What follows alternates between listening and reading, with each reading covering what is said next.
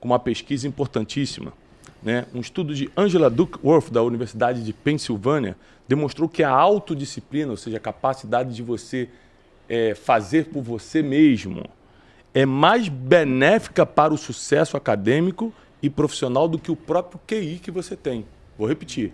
A autodisciplina, a capacidade de você fazer por você mesmo, é mais benéfico para o sucesso acadêmico e profissional do que o QI. Então, tem muita gente preocupada com o nível de inteligência, mas não sabe que a disciplina supera, segundo as pesquisas, o próprio QI. Como é que a disciplina... Primeiro, sejam muito bem-vindos. Obrigado. Renato veio aqui várias vezes, Júlio, a primeira vez. Obrigado, prazer pelo convite. Como é que caiu a ficha para vocês da disciplina? Eu vou contar como caiu a minha, mas eu quero escutar de vocês. Caiu a ficha da disciplina. Falei assim, não, cara, eu tenho que ser um cara regrado na vida. Isso caiu há muitos anos atrás. Como começou, Júlio? Cara, a disciplina, para o nosso esporte, ela é fundamental. Sem ela, você não consegue conquistar títulos. E o fisiculturista sonha em ser campeão. Sonha em se tornar profissional, sonha em ir para o Mister Olímpia. E quando você olha a jornada de qualquer atleta, o que vai envolver, o principal pilar é a disciplina. Então, sem a disciplina, você não consegue construir um físico competitivo. Então, a disciplina começou para você por causa do esporte mesmo, não foi uma ficha que caiu antes. Você começou no esporte, aquilo foi mexendo contigo? Na verdade, foi de acordo com a minha autoestima. Né? Então, tudo começou, eu procurei academia, não tinha ideia de me tornar atleta, mas para melhorar minha autoestima. Me sentia muito magro, me sentia fraco, uma postura muito ruim. E eu fui atrás da musculação para ter um porte, ser mais imponente. Já levando em consideração sempre que eu não me achava o cara mais inteligente. Então eu falava, cara, eu preciso ter um atrativo, eu preciso ter ali um cartão de visita. E foi a musculação que eu escolhi para fazer esse cartão de visita. No caso do Erle, que não tem nem inteligência nem porte físico. Qual seria o caminho? A inteligência, eu sei que ele pode correr atrás até de estudo. O físico já era. Ele está na estatística da Universidade de Pensilvânia. É isso. Ser bem disciplinado. Bom, o físico já, segundo os especialistas, já era. Vamos tentar pela inteligência agora, Erle. Vamos tentar o desenvolvimento da inteligência. E para você, Renato, a ficha da disciplina caiu quando? Então, para mim a história é um pouco diferente. Para mim a disciplina veio na dor. Eu tive, quando criança, momentos muito difíceis financeiramente da minha família. Já contei isso algumas vezes em alguns podcasts, mas em resumo, meu pai se aposentou no final da década de 80. Ele se aposentou no meio de um plano econômico, que era o Plano Collor, onde ele foi indexado com um salário mínimo que na época tinha o valor equivalente a R$750, e ele teve confiscada a sua rescisão contratual da empresa, de 38 anos na mesma empresa. Minha mãe, como uma pessoa do lar, foi trabalhar como empregada doméstica. Ela sofreu um ataque no sistema nervoso que paralisou parte do corpo dela, enfim. De repente, eu vi uma família que era muito simples. Meu pai morreu sem ter um carro. Meu pai nunca soube dirigir. Então a gente era de origens muito simples. Meu pai nunca teve um carro, mas era digna de sustentar a sua própria família, de colocar comida na mesa. Eu vi uma família digna recebendo cesta básica para sobreviver. E eu tinha ali meus 10, 11 anos de idade. E aí eu falei, muito jovem, eu não quero isso para mim. Qual é a ferramenta que eu tenho para não passar esse perrengue, para um dia, quando eu for uma pessoa adulta, quando eu tiver uma família, não passar por isso. E aí eu fui me apegando nos estudos. Então, muito jovem, eu comecei a estudar. Então, eu fiz curso técnico aos 14 anos de idade, passei num dos colégios técnicos mais difíceis da época para passar, fiz prova para passar, sempre estudei ali em escola pública e fui agarrando cada oportunidade, por menor que fosse, eu agarrava como se fosse a minha tábua de salvação para sair daquela situação. E eu acho que a disciplina foi muito ligada a isso, a ambição de ter uma vida mais próspera. E o que mais colaborou para a minha disciplina foi que com 16 anos de idade eu entrei numa academia de fisiculturistas. Aí é onde a minha história se assemelha muito com a do Júlio. Eu entrei numa academia que chamava Clube Espartaco de Musculação, que era uma academia de fisiculturistas. E lá eu fui acolhido, apesar de ser um franguinho, eu fui acolhido porque eles viram em mim a minha disciplina em estar lá todos os dias tentando fazer o meu melhor. E aí eu fui acolhido pelos old school E eles me ensinaram muito sobre disciplina. Eu falo que tudo que eu aplico na minha carreira profissional, nas 3 graduações que eu fiz Química, Administração de Empresa, Educação Física, nas pós-graduações que eu fiz, na história que eu tenho como executivo de empresa, toda a aplicabilidade que eu tenho de alta performance e disciplina veio do esporte. Porque eu acho que não existe maior sinônimo de disciplina, como o Júlio mesmo disse, do que o esporte. Porque o cara não vence. E atleta, de verdade, ele só tem uma coisa na vida: vencer. Vencer. Ele só quer saber de vencer. A disciplina está ligada à vitória. A regularidade está ligada à vitória. O não errar está ligado à vitória. O abrir mão de uma vida de prazeres curtos está ligado para o atleta à vitória. Ele só quer saber de vencer. Então, a ambição do atleta em vencer faz dele uma pessoa apaixonada pela disciplina. Porque ele sabe que se ele fizer 365 dias e o oponente dele fizer 360, a chance dele ganhar é maior. Entendeu? Isso aí é impressionante, porque cada um atentou para a disciplina por causa de uma coisa, né? No meu caso, até mostrar uma foto que por acaso eu achei ontem aqui, olha que doideira. Você não achar que eu estou brincando.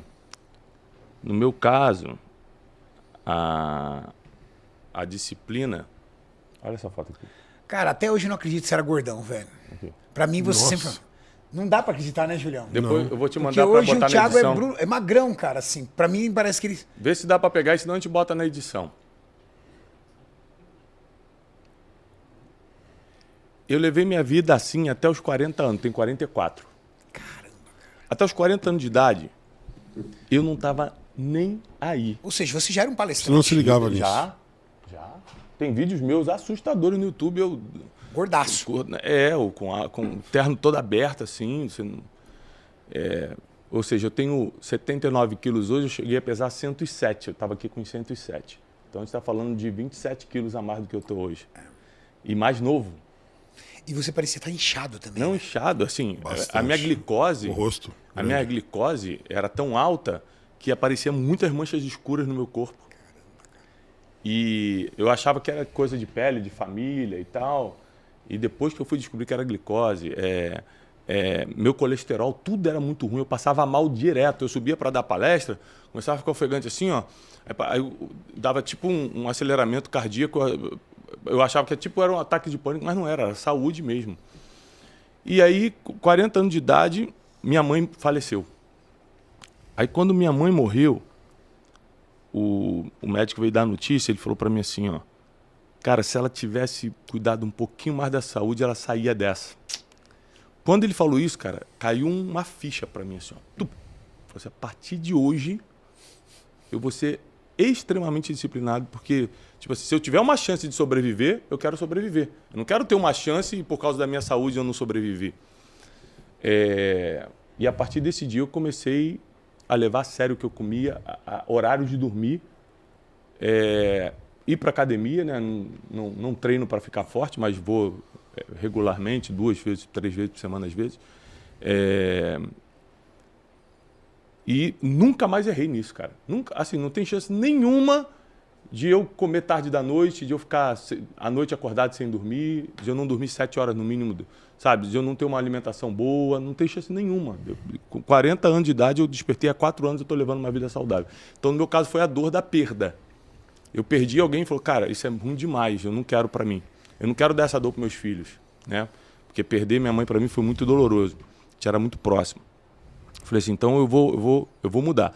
E isso mudou o jogo para mim também, cara. Por quê? Mudando a minha saúde, mudou minha autoestima. Mudando minha autoestima, mudou minha autoconfiança. Mudando minha autoconfiança, mudou meu posicionamento. Aí Uma reação em cadeia. Cara, né? foi em cadeia. Aí eu comecei a crescer muito mais. Sim. Aí tem um ditado popular que diz que beleza vende, né? Não é que a gente é bonito, mas é que só de a gente ser saudável, as pessoas confiam mais no que a gente está vendendo. Um físico estético. Cara, é impressionante. E assim, quando você não tem a sua autoestima bem tratada, o seu posicionamento é um posicionamento inferior. Claro, concordo. E você, talvez nesse primeiro momento a pessoa nem concorde, mas isso não é intencional. Você nem percebe. Agora, É subconsciente. é né? subconsciente. Agora, quando a tua saúde está melhor, o seu cérebro funciona melhor. Porque não dá para descolar o cérebro do restante do corpo. do corpo. Então, se você se entope de açúcar, se você se entope de álcool, se você se entope de cafeína, se você toma remédio para dormir, remédio para acordar, tudo isso impacta mais no cérebro do que no restante. Então, quando você come demais à noite, no outro dia de manhã, isso é científico, não sou eu que estou inventando. Se você comer demais à noite, no outro dia pela manhã, você vai ter uma improdutividade maior. Se você pela manhã come muito açúcar ou farinha refinada, por exemplo, vai lá e come 2, 3 pães franceses, você vai ter uma produtividade mais baixa. Porque os picos de um hormônio chamado insulina no seu corpo faz com que você tenha uma região que a gente chama do vale no que diz respeito à glicose, e aí você vai baixando cada vez mais a sua energia. O baixo consumo de proteína também faz isso. Então, tudo que você come reflete dentro do seu cérebro. Renato, é porque você não me conhece. Cara, eu como de tudo, eu não faço dieta e eu tô voando. Imagina se você fizesse dieta. Se você acha que você tá voando agora, se você tivesse uma alimentação saudável, meu irmão, você tinha conquistado o mundo já. Qual a explicação, por exemplo, uma coisa que melhorou muito na minha vida? Quando eu decidi jantar cedo e não comer mais nada. Então, geralmente, hoje eu janto entre 6h30 e 7 horas, no máximo 7, no máximo, mas 6h30 é meu horário, e não como mais nada. E você vai comer no outro dia que horas? Aí no outro dia, a hora que eu acordo, 7 horas da manhã, 6h30 da manhã, vou explicar para você. eu como ovo. Todos nós Cada um temos... muito melhor. Não é só o dormir. Todos nós temos um relógio biológico que se chama ciclo circadiano. Você, Brunet, foi criado para dormir à noite, ficar acordado de dia. O seu corpo foi criado para ter um período certo de horário para alimentação e uma quantidade de alimento. Nós é que mudamos isso. Por exemplo, quando chega à noite, o escurecer aumenta a produção de um hormônio chamado melatonina, que é o hormônio responsável pelo sono. Você começa a baixar um outro hormônio chamado cortisol, que é o hormônio que te mantém alerta. Quando acorda e o sol nasce, a luz, pode ser solar ou do próprio ambiente artificial, começa a cortar os hormônios do sono e aumentar os hormônios da euforia para te acordar. Você tem hormônios de testosterona e outros hormônios de construção muscular e de tecidos que são em picos durante o dia para você ter horários para fazer atividade física. E você tem uma forma correta de se alimentar. Pelos estudos, entre 8 a 10 horas da manhã até 7 horas da noite é o melhor período para você se alimentar. Você tem melhor produção enzimática, você tem um melhor sistema digestivo, você tem um melhor aproveitamento desse alimento e à noite você tem um sistema digestivo mais vazio para ter um sono mais tranquilo. Afinal de contas, à noite a sua máquina reduz o metabolismo para entrar em setup, para ela começar a sofrer manutenção. Se você tem um monte de comida ali para digerir, esse setup, ou seja, está atrapalhando, ela continua trabalhando. E esse continuar trabalhando gera efeitos colaterais.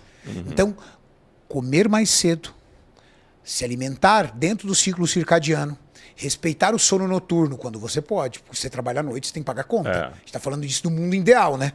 E o mundo ideal nem sempre é o nosso mundo. Eu trabalhei muito à noite. Dormir à noite, respeitar a noite de sono e ter a atividade física durante o dia, não à noite. O melhor horário para você fazer atividade física é de dia, não é de noite. Porque Pela você manhã. dá picos, né, Julião? Opa, muito importante você matar o leão pela manhã, né? Uma atividade de maior intensidade, onde você precisa de um nível maior de energia, com certeza vai ser a academia. Você já tem uma liberação de endorfinas ali, e dali o seu dia se torna muito mais produtivo. Você tem um humor melhorado, você tem a regulação do apetite, você tem a regulação do sono. Então tudo contribui para você ter uma vida melhor. Uma coisa que eu percebo, por exemplo, quando você vai na academia, você ganha uma força mental de falar o seguinte: hoje eu não vou comer besteira nenhuma, eu já malhei, já treinei, não vou estragar o dia não. Então assim, até psicologicamente você fica mais protegido. Agora uma pergunta, Júlio. O que eu noto nos atletas é que eles têm uma capacidade que o ser humano comum não tem, de ter um orgulho baixo para ser chamado a atenção. Por exemplo, se você chama a atenção de um ser humano comum, ele fica revoltado contigo, fala: pô, cara, você está fazendo errado isso aí. O atleta, ele gosta de ser chamado a atenção, principalmente por quem tem autoridade para isso, o técnico, o personal trainer, dependendo do esporte do cara, porque ele sabe que ali ele está melhorando. Então, eu já entrevistei aqui muitos jogadores de futebol, eles sempre falam isso, cara, o sonho da gente é que o técnico corrija a gente, para a gente estar melhorando.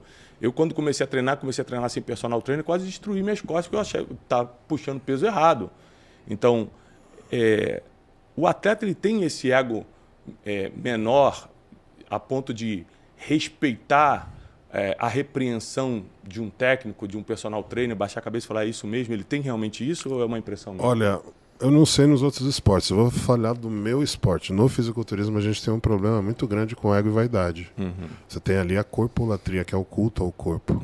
Então não é só não está criticando ali a forma como o atleta joga, dependendo da modalidade. Eu estou falando aqui da forma ao qual você se exibe. Né? Então estou falando propriamente dito da sua imagem, do seu corpo. Então alguns atletas aceitam, alguns atletas acabam não aceitando bem essas críticas. Os campeões aceitam, gente. Exato. Os melhores aceitam. Os verdadeiros campeões aceitam. Agora você tem aqueles que vão realmente ficar sentidos. Porque é aquela coisa, né? Se eu chegar para você e falar, Thiago, você tem que ser engordou. Eu tenho certeza que eu mexi com o seu ego. Por quê? Porque você já foi gordo. Então qualquer coisa, menos gordo. Então quando você chega para um atleta e fala, nossa, você diminuiu, você perdeu o volume, você está com esse agrupamento deficitário, esse atleta, se ele não for um cara que tem ali uma mente evoluída, que está ali com um propósito realmente de ser o campeão, ele não vai olhar com bons olhos para essa sua atitude. Mas uma coisa, Julião, que o Thiago falou, e tem total sentido, você pode ver. Independente do ego, que é muito comum entre grandes atletas de várias modalidades. Sim, quase todas, eu imagino como deve ser difícil você tentar mentorar, por exemplo, um cara do nível do Cristiano Ronaldo. Como deve ser difícil você mentorar, por exemplo, um cara do tamanho do Michael Jordan, porque os feitos dele são tão poderosos que é difícil alguém chegar nele. E um nível de disciplina absurdo também, né? E de resultados, né? Nossa. Mas, Julião, mesmo assim, até no nosso esporte, quando o cara decide começar uma preparação, ele sempre escolhe um treinador. Exato. Ele nunca treina sozinho. Vindo literalmente de encontro ao que você falou. Até no nosso esporte, que é um esporte que cultua o corpo, quando ele começa uma competição, ele seleciona um treinador, ou seja, ele seleciona um mestre. Ele seleciona um mestre. Por quê? Porque o desejo de vencer sobrepõe a vaidade. Se você quer garantir qualidade e frete grátis nos seus suplementos, então a Integral Médica é a marca certa para você. E utilizando o nosso cupom clássico, você ganha 15% de desconto em todos os produtos e ainda leva frete grátis para compras acima de R$200. Então já garanta sua creatina whey acessando o link aqui na descrição.